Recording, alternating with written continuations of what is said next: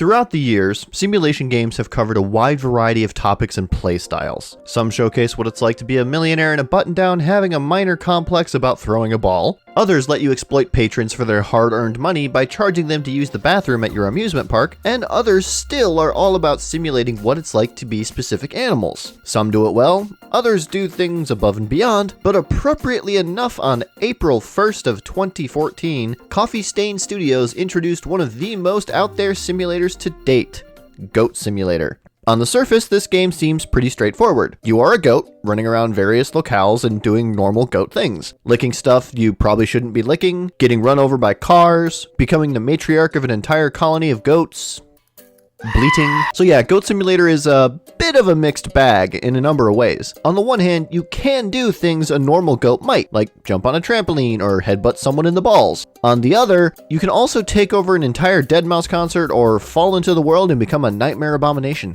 As far as the trophies go, the game is surprisingly simple.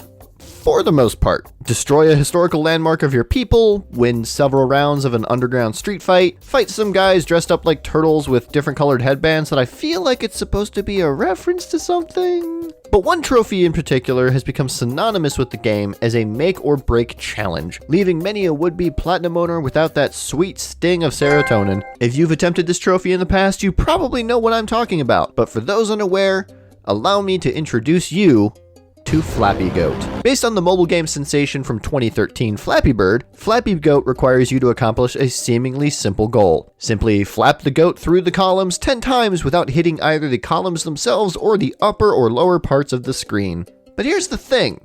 If you've played either this or the mobile game it's inspired from, you probably know that that is much easier said than done. So welcome to yet another episode of Trophy Tips, a show where I do my part and offer you some tips on how I did the thing so that you can hopefully earn this trophy and the eventual platinum for yourself. So let's just jump right in with my first major tip, which is, number 1, location, location, location. Within the main game of Goat Simulator, there are 2 primary spots where Flappy Goat can be played. In the Goatville neighborhood, you just need to find the Coffee Stain Studios in-game studio, and once you head upstairs and clear out the furniture in front of the TV, you're set to start. In Goat City Bay, you just need to head for the amusement park pier and find the arcade machines. Simple as that. Now you might notice a distinct difference between the 2 screens, that being the office version is on a wide flat screen, while the pier version is in a square arcade cabinet screen. You might think that this has an effect on how the game plays, but it kinda doesn't. Both versions of the game are functionally similar, with the arcade version just being a condensed version of the TV one, so it's just a matter of picking your preferred aspect ratio at that point. Me personally, I suggest using the arcade cabinet as the pier. I've done this challenge on both, but I think the smaller screen helps focus you on the column immediately in front of you, while the TV screen allows you to see 2 columns on screen at once.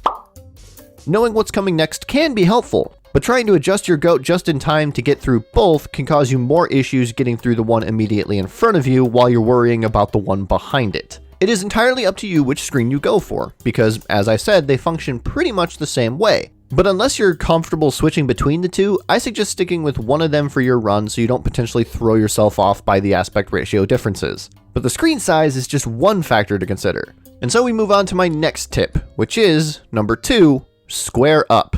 The screen isn't the only box you need to worry about when playing this game, because like most fighting games before it, Flappy Goat has a hitbox all its own. It's because of this hitbox that some attempts ended because the game says I hit the column despite the goat not touching the column itself, and understanding the limits of where you can move will help immensely. To put it simply, this game features 2 different boxes you'll need to worry about, the goat and the columns. The columns are a bit easier to understand since they're just long rectangles, but the goat itself is constantly moving, and thus a bit harder to pin down. So to help, I've made this handy dandy little graphic showing you where I believe the boxes to be, as well as an optimal route through the column that I'll offer tips on in just a moment. The unfortunate thing with this trophy in particular is that it's not entirely just skill based, since you have to get lucky with the columns, but knowing where you can safely move the goat can certainly give you an edge over someone who just blindly taps their way through it. So with that, I'll move on to the third tip.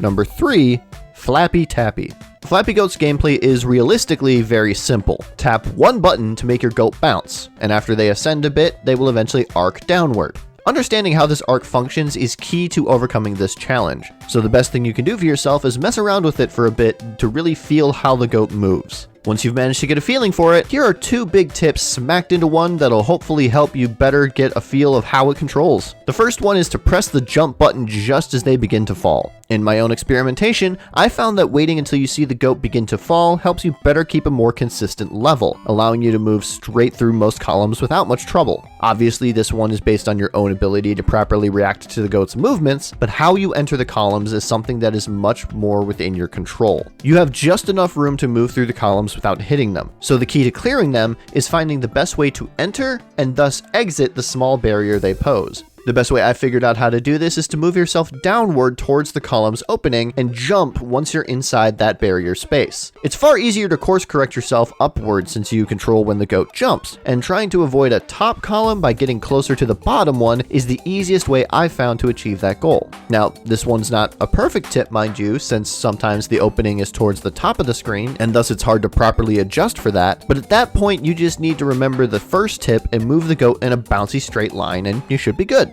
Ideally, once you understand the basic fundamentals of the goat itself, you're more likely going to have a much easier time accomplishing this without too much hair pulling. But I can offer you one final tip to hopefully help you out in the end. So with that, tip number 4, slow and steady.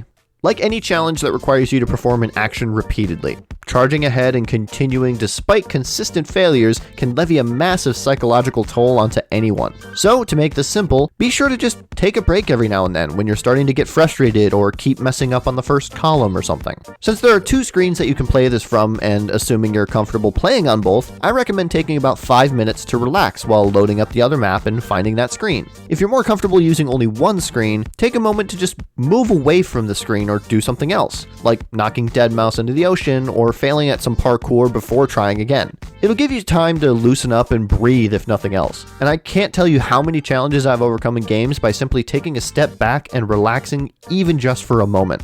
What's important here is you need to reorient yourself. Sometimes this challenge can be difficult because you've been staring at it for so long that when you stop, things start to look like they're drifting, and thus throwing you off. It's a sensation that I most commonly attribute to Guitar Hero or Rock Band, where you're so busy staring at a conveyor belt moving at a consistent pace that your eyes become accustomed to the movement, and thus when you look away, it looks like everything in front of you is moving downwards like the notes in the game would. Giving your eyes a break for even just a few minutes can make all the difference in the world, and hopefully in the end, with all of these things combined, you'll walk away with a shiny new silver trophy. And that's about it. A few simple tips to hopefully help you get this bastard of a trophy so you can really stick it to the goat overlords and walk away with that precious shiny. I hope that the tips I've presented here help you to unlock this trophy for yourself. And let me know down in the comments below if there are any trophies you're struggling with that I might be able to offer tips on. Either way, thank you for watching, subscribe, and do all that other fun YouTube-y stuff down below. Follow me on Twitter for polls related to live streams or videos, as well as silly stuff like this.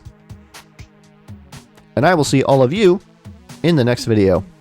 Take care.